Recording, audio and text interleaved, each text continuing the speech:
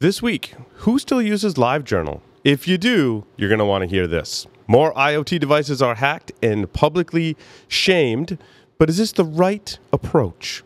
The messaging app that is now, air quotes, secure, stealing code, tracking the CIA, Word 0 Day, CAA DNS records, and hacking sirens. Expert commentary this week from Don Pezet from itpro.tv. Stay tuned for this episode of Hack Naked News. This is Security Weekly, for security professionals, by security professionals.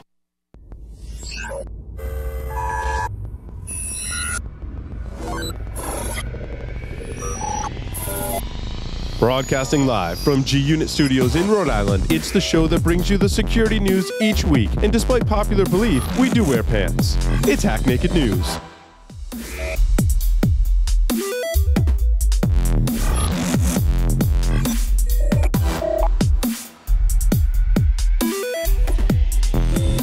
Brought to you by IT Pro TV, an easy, entertaining approach to online IT training. Stream over 2,000 hours of up-to-date, high-quality video content live and on demand. For a free 7-day trial and for a limited time, get 50% off a monthly membership for the lifetime of your active subscription. Visit itpro.tv/hacknaked and use the code HN50. Do you have a website, an external presence, employees, an office? Any of these things can be compromised and attacked. How are you defending these assets? Have you penetration tested these public assets? Start 2017 by taking a proactive approach to securing your vulnerable areas. Black Hills Information Security has been helping companies find their weaknesses since 2008. Email consulting@blackhillsinfosec.com and see how they can help you sleep better at night.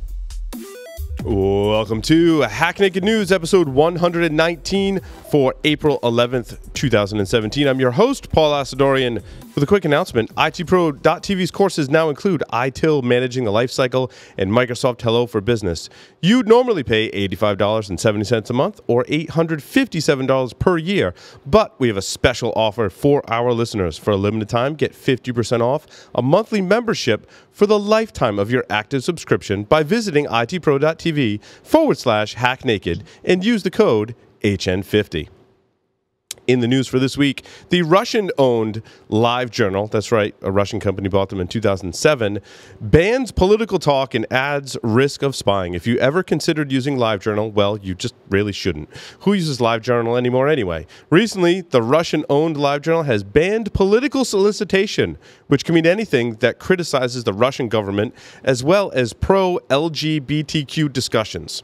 There are also concerns that users can be subject to Russian spying. Why they would do this to their user base is puzzling, especially when the number of free blogging and publication sites available on the internet today. Insecure database, travel routers, NAS devices are among those hacked. Security researcher Jan Horsch discovered a number of vulnerabilities in several different IoT devices. Nothing new, including hard-coded root passwords that cannot be changed. Horsch is quoted as saying, "Please let researchers help the dev guys."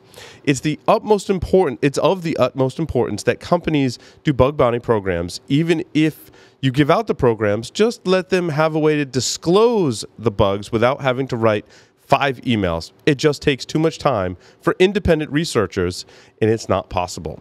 I'm certain 5 emails probably isn't what he meant by taking too much time. However, the entire process for disclosure in a lot of these IoT companies is non-existent, which means it's 5 emails before you get to someone who'll even listen, and then maybe it's a 50-50 shot if that's even the right person.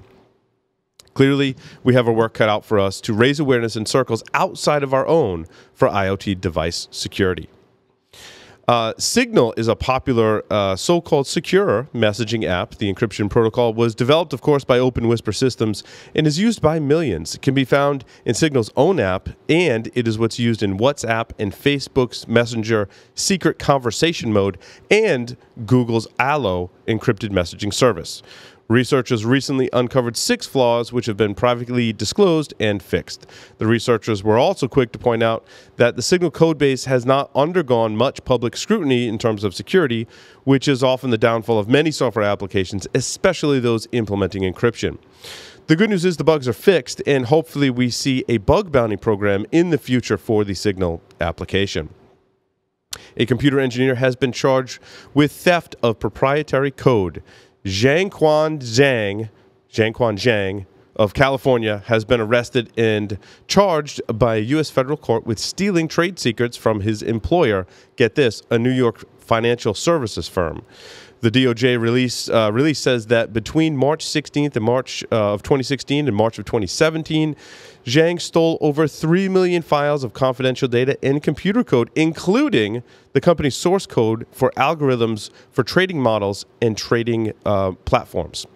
Proof that insider threat is, while not the most frequently occurring thing in security ever, but very damaging when it does happen, as that's very, very critical information to any financial services firm, of course.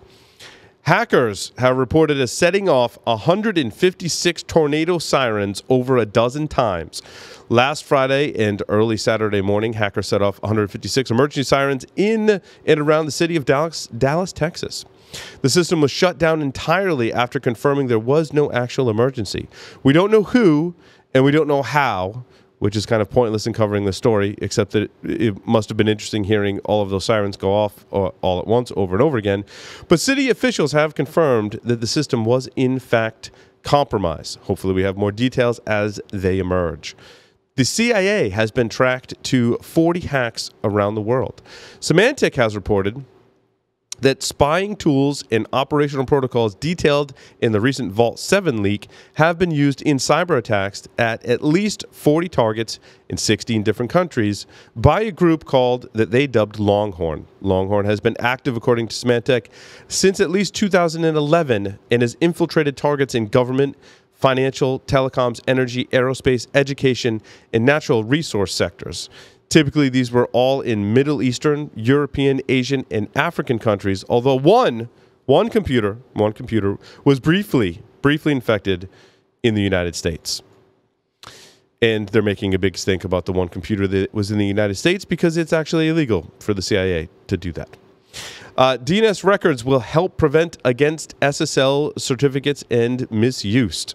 While not a silver bullet, the CAA, I guess in Canada that'd be a CAAA. The Certification Authority Authorization record in your DNS could help limit unauthorized certificate issuance. The domain owner can specify the CA is allowed to issue the SSL and TLS certificates for that domain. The standard's been around since 2013. However, in March, the CA/B forum voted to make CAA record checking mandatory as part of the certificate issuing process.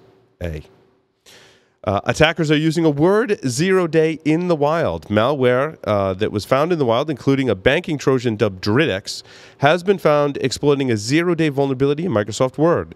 The vulnerability affects all current Office versions used on every Windows operating system, including the latest Office 2016 on Windows 10. The attack works by first downloading a Word document that prompts you to then download an additional Word document. The subsequent Word document is compiled in HTML containing the malicious code and does not prompt the user to enable macros, as it's not necessary for the attack to be successful. Microsoft has not yet released a patch. However, you can open Word attachments, or you can not open Word attachments in the meantime, which is probably the best defense. However, your users are still going to open Word attachments, and using a Word viewer program that is not vulnerable is probably your best line of defense. I'm curious to know how this attack works on Office 365, as we've postulated in the past, how attacks against Google Docs, for example, would be interpreted by the system. And that rounds out the news for this week. We're going to take a very short break and come back with Don Pezet from IT Pro TV, so stay tuned.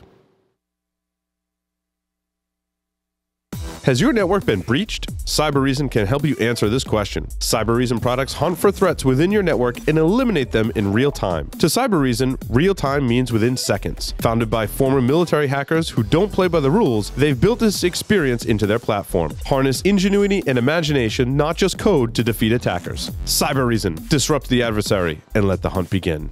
Gain control of cyber risk with Tenable.io, the first vulnerability management platform built for today's elastic assets like cloud, containers, and web apps. Discover a fresh, asset-based approach that prioritizes vulnerabilities while seamlessly integrating into your environment. And improve ROI with the first elastic licensing approach based on assets, not IP addresses. Tenable.io delivers the data and context you need to secure your elastic attack surface. Start your free Tenable.io trial today by visiting Tenable.io. Welcome back to Hack Naked News. Quick announcement: the 10th anniversary edition of Source Boston is being held this April. Training sessions will be held the 24th through the 25th, and conference talks, including mine, will happen on the 26th and 27th. Events will take place in the Boston Courtyard Marriott downtown, and Security Weekly listeners get $100 off either the training or the conference passes when using the discount code SecurityWeekly. Visit sourceconference.com for more information. Welcome to the show, Don Pezet from itpro.tv, whose office I was standing in just last week with a lovely visit. Welcome, Don. Yeah, it was actually a lot of fun. We had quite a few people here, and it's just a chance to meet people in person and get you out of your element. That's right. That's right. You invited a bunch of hackers to itpro.tv. I hope everyone's not scarred for life from that visit. Maybe we had to destroy every computer afterwards, but other than that, it was great. Oh, that was great. So, Don, what did you want to chat about today? Don, you and I think, could talk about really a wide variety of topics that maybe range from science fiction to scotch, but we have to talk about security on this program, which is okay. I kind of wanted to talk a little bit about the tornado alarms in Texas, where that type of compromise, it's kind of funny. You read about it and you hear about these sirens going off between midnight and 3 a.m. and I can see the humor in that, mm-hmm. right? You just hear these things going off, but I think it highlights a problem that it's very, very much like the IoT problem, but it kind of predates it, that there are a ton of infrastructure services out there that are not being designed with security in mind, that are really poorly implemented. But people don't think to second check because they're critical infrastructure, like those alarms. That there's so much equipment that's going unchecked right now like that. Yeah, it's interesting how systems such as 911, communication systems for police and fire, this emergency, any kind of emergency broadcast system or emergency siren, you're right. It's very much like critical infrastructure in that. Years ago, these were not internet-connected or networked systems, right? It was all analog, essentially. And as we move forward and integrate technology into these emergency systems, we find that, oh my God, we didn't think about security at all. And we just connected them because I imagine in a lot of these cities and towns, and Doug White has a lot of insight on this as well, a lot of these cities and towns have like a mock emergency, right? That kind of exercise. And they do that to improve the communications during any kind of emergency. It could be power outage. It could be whatever the scenario is. And I think they come out of that and they go, oh, it'd be great if we could all communicate faster. And then that translates down to, well, let's just start connecting these emergency systems. And here we see, people have had some fun and broken into them. Yeah, and a lot of these systems are super proprietary, right? Which I've never had the opportunity to work on a tornado alarm, so I imagine that's pretty darn proprietary. So they probably put out a bid, and yep. Select a contractor. The contractor comes and does the full install and says, hey, we're going to network connect this so we can remotely manage it if you have any problems. And then everybody says, hey, don't touch that device. Like those are the alarms. We don't want to mess with those. And so you have these devices that aren't getting updated, aren't mm-hmm. getting patched, if patches are even being released, right? A lot of times they aren't. And you end up with a network that is just waiting for an opportunity like this. And I could completely see somebody, maybe somebody who had some inside information, who had worked on that network before, who says like, hey, look, I can connect in remotely and I can set these alarms off. It'll be a blast. And I think it really highlights how we should not necessarily trust our own devices. And we've been talking about IoT a lot over the last year, really, because mm-hmm. you get these devices that you think you can trust, but the software development's not where it should be.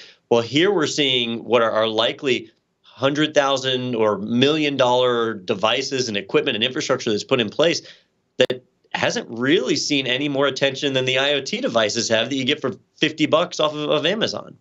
You know what I find interesting, Don, is I look back on my career and I kind of I think about how this happens. And I think I saw it a lot in the university space, certainly. And I want to get your take on this is, the organization, whether it's a university or a government town or city or state, has a problem. And they're like, we need technology to solve this problem. And like you said, they put it out to bid. And I think a lot of times the bid is so large that they go with a company that maybe isn't the largest company, and maybe they're not the smallest company, but they might be the cheapest company. And that company has enough money in the budget to basically custom roll something, right? Make it work to fit their requirements because they want the bid. They're like, we're going to custom make this device, we're going to custom make this software, and we're going to put it in, it's going to work great. And then, like, once that contract ends or that bid ends, there's no maintenance that happens. Like, that technology is in there and working, and that company's going off to develop something for someone else. And it's completely forgotten about. And security is not even a thought in anyone's mind. And it sits there for years until a hacker like you or me or someone else comes along and we do security testing and we're like, what is that thing? Oh my God, like it's running really old. So I can just telnet to it and control it. Is that oftentimes how it happens? It really is. You see this abandoned equipment. And, I had the opportunity to work with a CISO out in Seattle several years ago, Kumar, if you're listening, hi. And he taught me how you really shouldn't trust any device. And so anytime we brought in a new solution, even if it was a standard, like a web server deployed on Red Hat Linux or something, he would always take it. And his saying was, what does a VLAN cost you?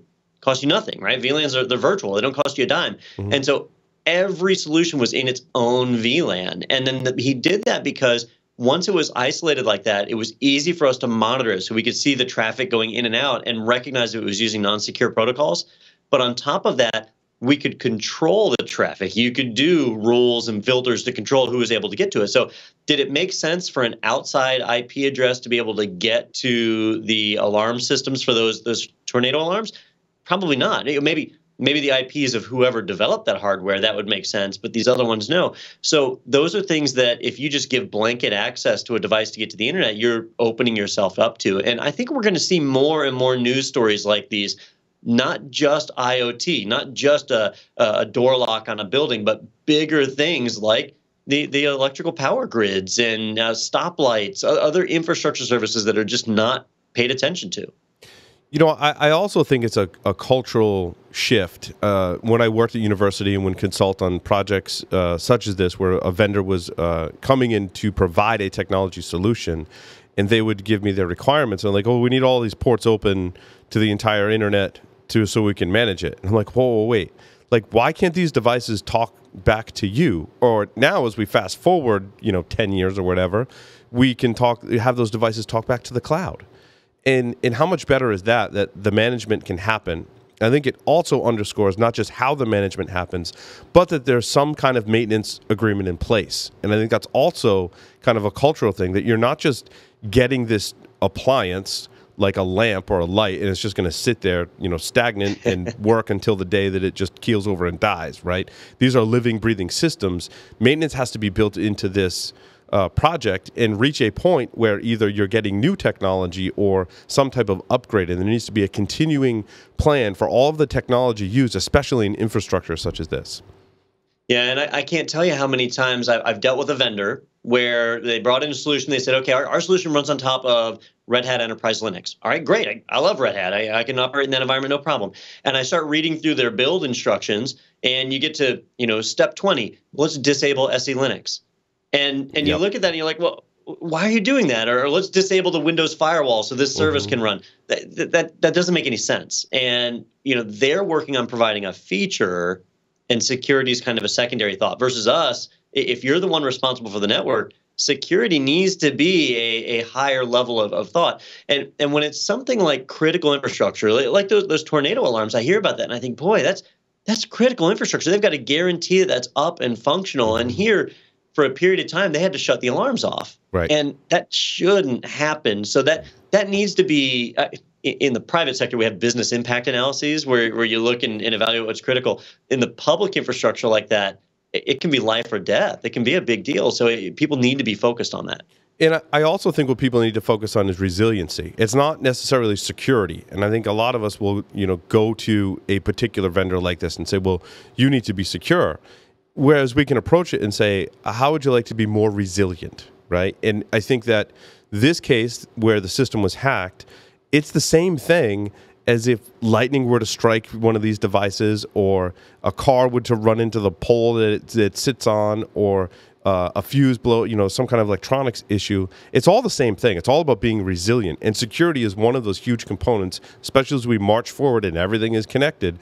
I really hope that security is part of that resiliency when you build a device, that security is just part of it, because it has to function. If it's not secure, then it might not function, or someone else may take control over it and they control the function of it. In this case, they set them off. What if they set them so that they would never go off? And what impact could that have? In your impact analysis, Don, that's probably even worse.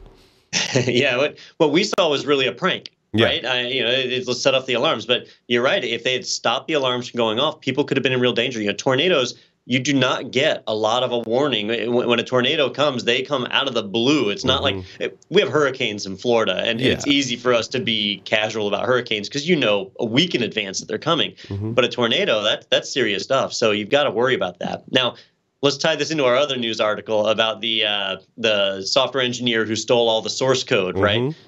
Which I think is pretty entertaining, because he stole millions of lines of source code as recently as March of this year. Well, we're only April 11th or something.